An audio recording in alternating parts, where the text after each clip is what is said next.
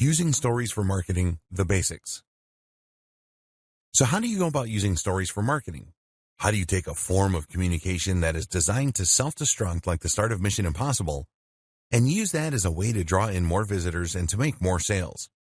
Well, that's where you're going wrong to start with. If you're used to traditional forms of marketing, and if you have been creating ads and posts for Instagram and Facebook for a while now, then you might be accustomed to thinking in a more straightforward and direct manner. Marketing makes leads, and ads make sales. But in truth, stories are not for either of those things. Stories are perfectly suited not for increasing the number of followers you have or for selling directly to those followers. So if that's the case, what is this form of marketing for? The simple answer is that it is for building stronger relationships with your existing followers. It's about deepening that connection, and that's huge when it comes to increasing profits in the long term. You might have heard of the book 1,000 True Fans by Kevin Kelly. In it, the author describes the value of creating meaningful relationships with your followers.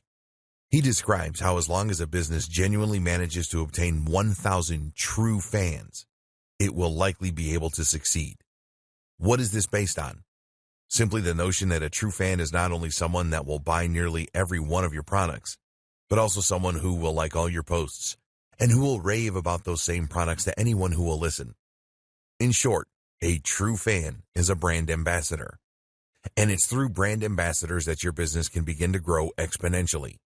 How do you get to this point with your followers, though? And what does it have to do with stories? There are a lot of ways you build true fans. One is by having a very clear mission statement for your business. One is by knowing precisely who your business is for, meaning that you understand the psychology of your buyer persona. But the other is through meaningful interactions. And in the case of stories, that can also mean building a personal brand. Stories for trust, engagement, and personal brands. It is common knowledge that most buying behavior is based on emotion rather than logic. We buy things because we see them in the store, think they look desirable, feel tired, and are worried we'll miss out if we don't buy. That's why, often, when we go away and really think about a purchase prior to making it, we decide better of it. With emotion being such a key factor when it comes to spending, it should be no huge surprise to learn that we are more likely to buy when we feel that we really know, understand, and like the seller. Better yet, if we feel that the seller has views that agree with our own.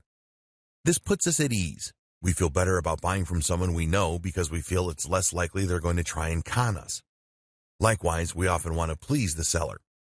Finally, if we feel that their beliefs are aligned with ours, then we might feel as though buying from them will in some way align us with them and help to strengthen our sense of identity.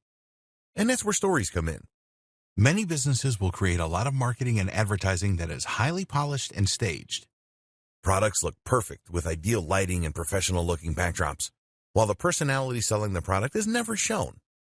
We feel very detached from these kind of brands, which is why the average person doesn't exactly shed a tear when they feel that a big corporation is going bankrupt.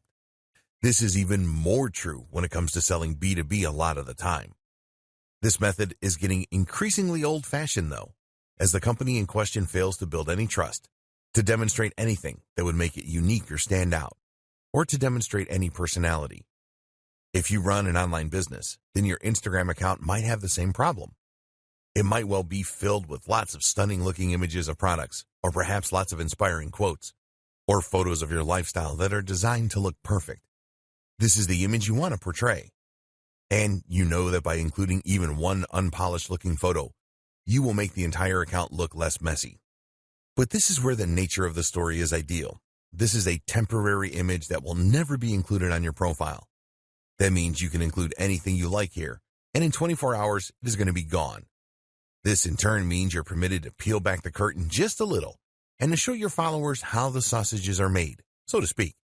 Stories can be the kinds of insights that you would never include on the main account, but that help to give you a little personality and help to make you seem much more approachable. Let's say, for example, that you are a high-profile lawyer. You could use stories to share aspects of your life, not only the travel and nice hotels, but also your preference in sandwich, your gripes with the queues at your bank, normal stuff. Likewise, a local business might share a story about a fun customer who came into their store, or about the parade outside that is driving away customers. They might even include a photo of their dog, or a short post about how they love the latest Marvel movie. Things like that might not sound like strategies that would gel with traditional approaches to business, but that should be considered a good thing. This is not a traditional approach to business, but a much more modern strategy for improving relationships. These posts don't need to be on topic, but they do need to be on brand in as much as they should allow a side of you and your business that you want to be seen. In the next video, you'll see just how this kind of interaction can not only strengthen relationships, but also invite meaningful interactions that translate to sales. If you're worried about being too personal, then you can use this kind of behind the scenes to show you setting up the shop or your staff enjoying drinks out. What's even more effective, though, is if you choose to create a personal brand. Stories for personal brands. A personal brand essentially means a brand that puts the owner, that's probably you, front and center. Rather than promoting X company, you instead promote yourself as a sole trader. This doesn't necessarily reflect on the size of the company or even its structure. Most companies began as one or two people. It's rather a conscious decision early in the business's life to push the individual. And for all the reasons we've discussed, this is a very powerful thing. So instead of being RX Plumbing Limited, you might instead be John Dandy and Company Plumbing. The difference is that the John Dandy is a person that you feel you can know rather than a faceless company. Even if you never deal with John Dandy, the implication is that he's there, and that if you had a serious complaint, you could talk with John Dandy. And this opens up huge potential for marketing that otherwise would simply not exist. You can now, for example, do a live Q&A with your followers, and they can actually speak with the owner of the company.